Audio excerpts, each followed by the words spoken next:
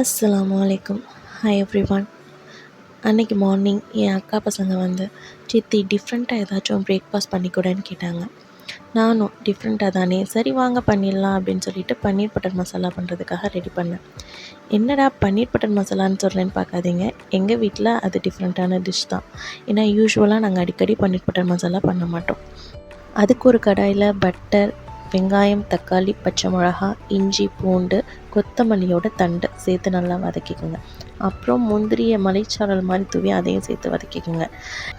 அப்புறம் கொஞ்சம் கர்ட் எடுத்துகிட்டு அதில் 3 ஸ்பூன் தனியாத்தூள், மிளகாய்த்தூள், மஞ்சள் தூள் சேர்த்து நல்லா கலக்கி மிக்ஸ் பண்ணிக்கிறங்க. இந்த மிக்ஸ் பண்ண கலவையும் சேர்த்து நம்ம வதக்கினதோடு சேர்த்து நல்லா வதக்கிக்கோங்க. ஆக்சுவலாக நான் இதை ஒரு தனி ரெசிபி வீடியோவே போஸ்ட் பண்ணியிருப்பேன். ஆனால் ஒரு இடத்துல சொதப்பிடுச்சுங்க, நீங்களே பாருங்கள்.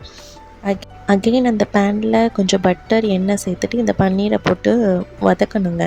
ஆக்சுவலாக இங்கே தான் அந்த சொதப்புனது. பன்னீர் நல்லா நொறுங்கி போச்சுங்க, ஏன்னே தெரில. அதுக்கப்புறம் எப்படி இதை தனியாக ரெசிபி வீடியோவை போஸ்ட் பண்ண முடியும்னு சொல்லிவிட்டு அந்த விலாகில் இன்க்ளூட் பண்ணிட்டேன்.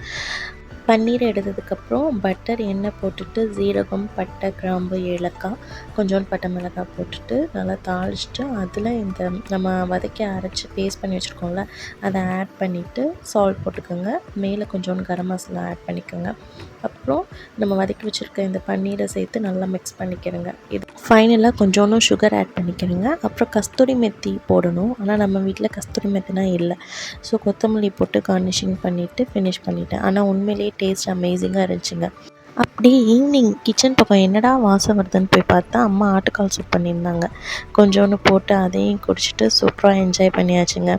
தேங்க்யூ ஃபார் வாட்சிங்.